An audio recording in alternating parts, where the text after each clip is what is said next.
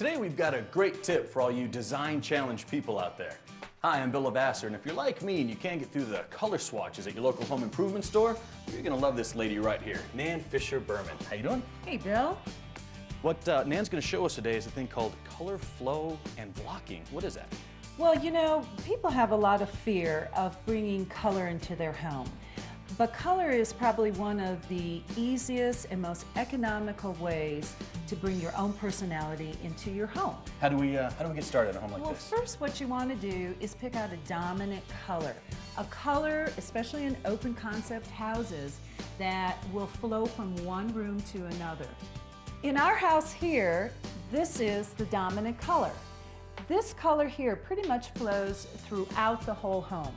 This is a tan-based color. It's very safe, but it's not white. So from here, we can flow into other areas of the house. So that's the and color start, flow that we're right, talking about and here. start our color blocking. Gotcha, and this is a beautiful gold, yellow Yeah, color. it's This is really bright nice. and it's great for a dining room.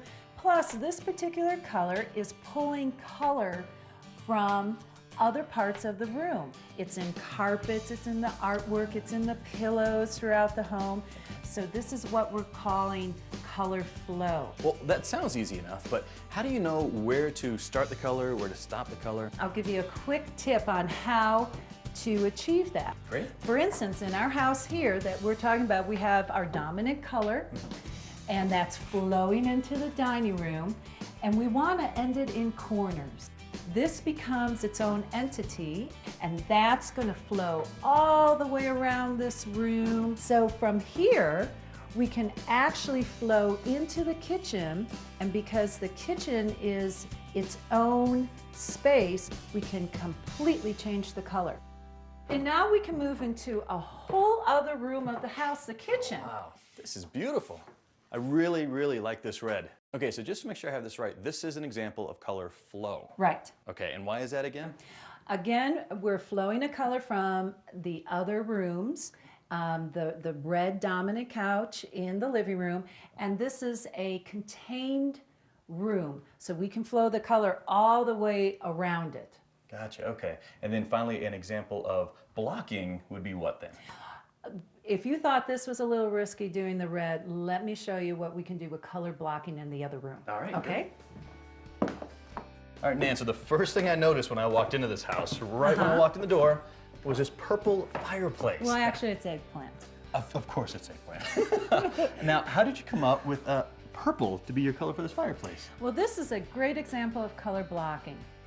Okay. And the reason why we can do purple in here is because actually the shape is even in a block form. Now there's our dominant wall color, and it flows right up to the fireplace. Here, this becomes its own, almost like architectural monolith. It's almost like a piece of art. Yeah, it's like a piece of artwork, exactly. Okay, so how did you know that this purple, or eggplant, sorry, was gonna match the red and the gold and everything else you have in the house here? A quick fix to that, or answer to it, is that most paint stores will have things like color palettes and color wheels. And actually what we're doing is primarily on a color wheel, we are doing opposites.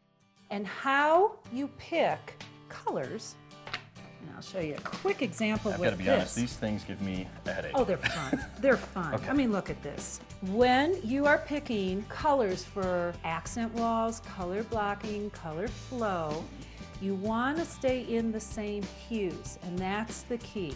Well, this is actually a lot easier than I thought. I've been quite afraid Yeah. of trying to figure out what paint to use, and this could be quite easy. So I wish I talked to you before I painted my house. Actually, if you stick to these basic rules, it's not that scary.